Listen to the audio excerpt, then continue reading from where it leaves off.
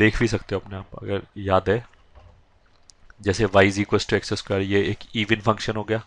इसका अगर ग्राफ बनाओगे तो वो ऐसे बनेगा।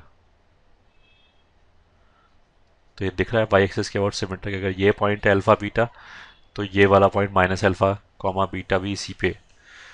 और देख लो y इज इक्वल टू मान लिया कॉस एक्स, अगर आप देख लिया ये भी इवन फंक्शन है। कॉस एक्स में भी x रखने पे कोई फर्क नहीं पड़ेगा, खत्म हो जाएगा।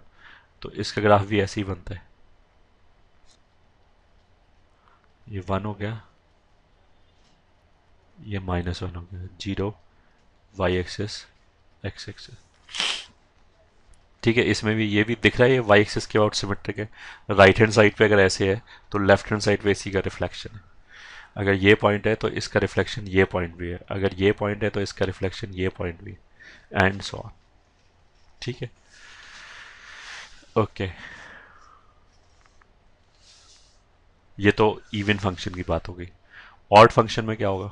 ऑड फंक्शन में हमने बोला था कि एक्स की जगह अगर माइनस एक्स रखेंगे तो पूरे एक्सप्रेशन में से एक नेगेटिव बाहर आ जाएगा और अंदर सेम फंक्शन बचेगा। सेम फंक्शन मतलब एफ एक्स मतलब वाई का वैल्यू।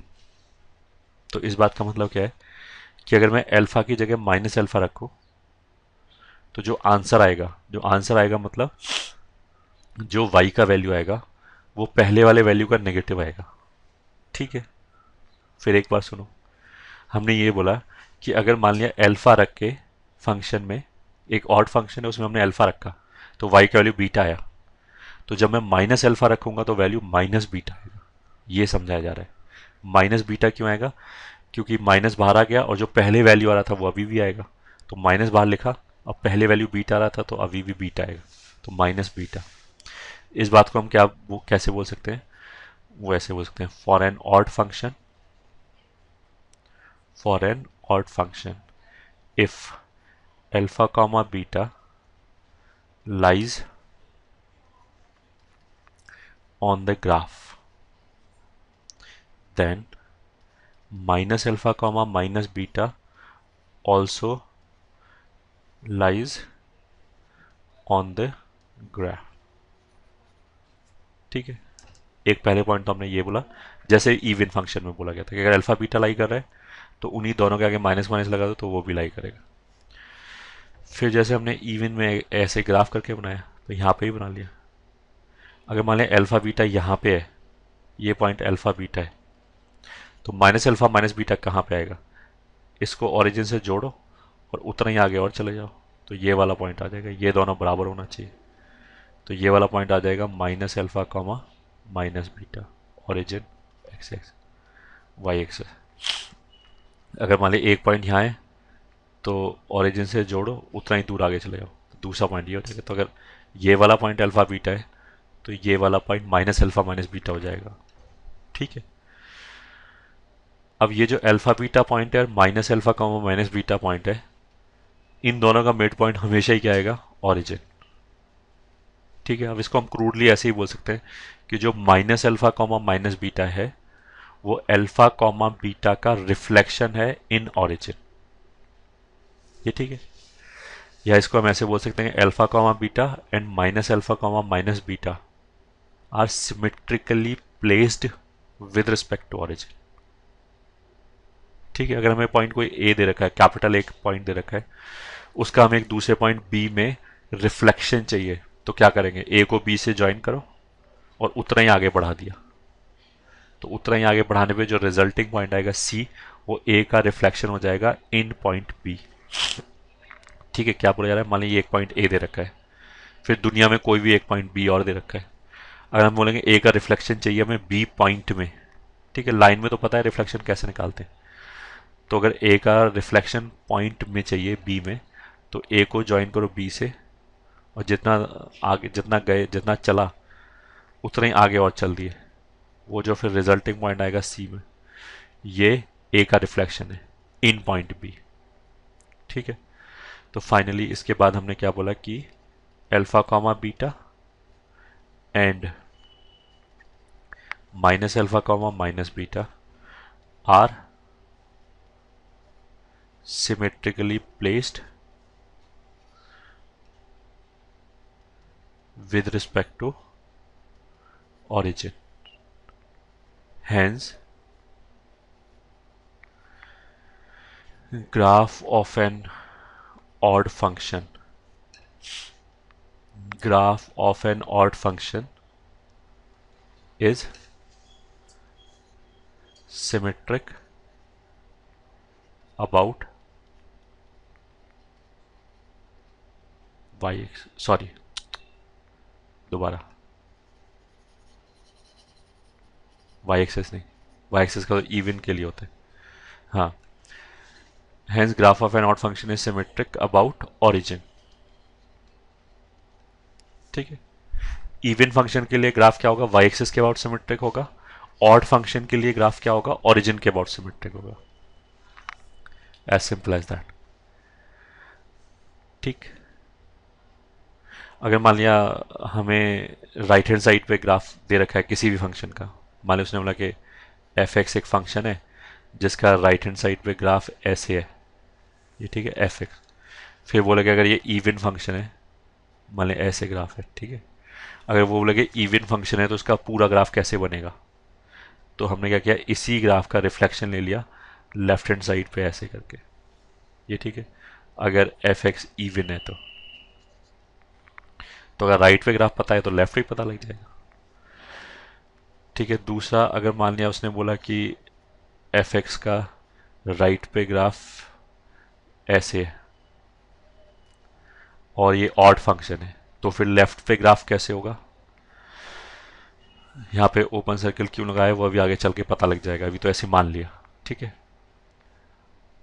अगर राइट पे ग्राफ ऐसे तो लेफ्ट पे कैसे होगा, हमें ये पता है कि ऑड फंक्शन है, तो उसके लिए क्या करो, ओरिजिन में रिफ्लेक्शन ले लो। ओरिजिन में रिफ्लेक्शन कैसे लेते हैं, उसका एक तरीका तो हमने ये बताया कि अगर हमें किसी भी पॉइंट का रिफ्लेक्शन चाहिए उसको ओरिजिन से ज्वाइन करो, उतना ही आगे बढ़ा दो। ठीक है, दूसरा तरीका क्या हुआ ग्राफ बनाने के पॉइंट ऑफ व्यू से, कि जो भी ग्राफ अगर हमें राइट पे दे रखा है तो उसको एक बार लेफ्ट पे बनाया ऐसे करके, एक बार तो उसका वाई एक्सिस में रिफ्लेक्शन ले लिया, फिर उसके बाद जो लेफ्ट पे ग्राफ आया उसका एक्स एक्सिस में रिफ्लेक्शन ले लिया। ठीक है, तो कुछ ऐसे करके बना।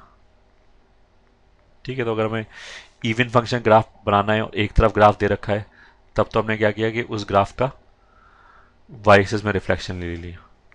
अगर हमें ऑड फंक्शन का ग्राफ बनाना है और हमें राइट हैंड साइड का ग्राफ पता है, राइट हैंड साइड का मतलब किसी भी एक तरफ का, तो फिर बचा हुआ ग्राफ कैसे बनाएंगे, तो फिर उसका हमने दो बार रिफ्लेक्शन ले लिया, एक बार वाई एक्सिस में एक बार एक्स एक्सिस में।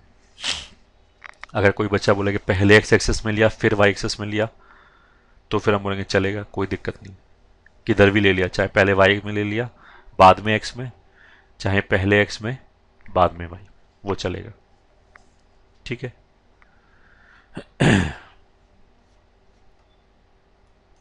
ओके। उसके बाद इस चीज़ को चाहो तो लिख सकते हैं एक लाइन में। कैसे लिखें इसको, नोट 3 लिख लिया।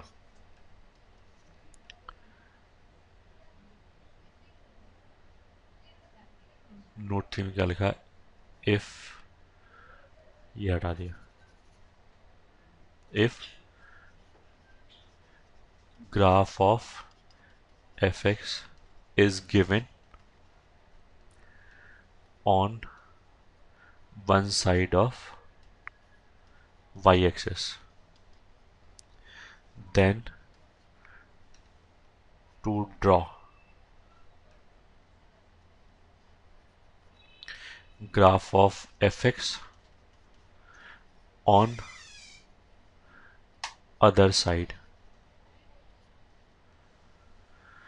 If graph of fx is given on one side of y axis, then to draw graph of fx on ने लिखा है on other side of y axis, take reflection of given graph। ठीक है, take reflection of given graph, किसमें, वो depend करता है कि इवन या ऑड है। First case given graph in Y axis, कब, if F x is even, अगर एफ एक्स इवन है तो फिर वाई एक्सिस में रिफ्लेक्शन ले लिया। ठीक है, b part in Y axis then in x axis, ये ठीक है, देन इन एक्स एक्सिस मतलब जो ग्राफ है उसका हमने वाई एक्सिस में रिफ्लेक्शन लिया, फिर जो रिफ्लेक्टेड ग्राफ आया उसका रिफ्लेक्शन एक्स एक्सिस में लिया। ऐसे नहीं बोला कि हमने इस ग्राफ का वाई एक्सिस में लिया और इसी ग्राफ का एक्स एक्सिस में लिया, ये तो बकवास है। तो एक्स एक्सिस में रिफ्लेक्शन किसका लिया? Of reflected graph. वैसे मेंशन नहीं करना चाहिए, इतना अकल होनी चाहिए। फिर में anyways, if in Y axis then in x axis, ये ठीक है। कब? If F x is odd, अगर एफ एक्स ऑड है तो फिर ऐसे कर लिए, ठीक है। ऑड फंक्शन के लिए जैसे ग्राफ जो होता है वो ओरिजिन के और सिमेट्रिक होता है। जैसे मान लिया फॉर एग्जांपल ऑड फंक्शन की अगर हम बात करें, ऑड फंक्शन साइन का ग्राफ होता है, एक राइट हैंड साइड पे ऐसे बनता है, तो इसका अगर लेफ्ट में ग्राफ लिया फिर ऐसे ग्राफ लिया तो लेफ्ट में ग्राफ लिया तो ऐसे आ जाएगा, फिर इसका नीचे रिफ्लेक्शन लिया तो ऐसे आ जाएगा। तो साइन एक्स तो ऐसे ही बनता है वैसे, ठीक है। साइन एक्स हो गया, या फॉर एग्जांपल एक्स क्यूब हो गया, तो एक्स क्यूब का ग्राफ ऐसे बनेगा, पहला, दूसरा, ये एक्स क्यूब हो गया, ऑड फंक्शन, ये भी ऑड है, ठीक है। तीसरा फॉर एग्जांपल मान लिया tan इनवर्स एक्स हो गया, ये भी ऑड फंक्शन है, तो इसका ग्राफ कैसे आएगा? ऐसे आता है -5/2। तो ये भी, इसका एक बार रिफ्लेक्शन ऐसे लिया फिर एक बार रिफ्लेक्शन ऐसे लिया, पहले वाई एक्सिस में फिर एक्स एक्सिस में, तो ग्राफ ऐसे ही बनेगा, ठीक है। ओके।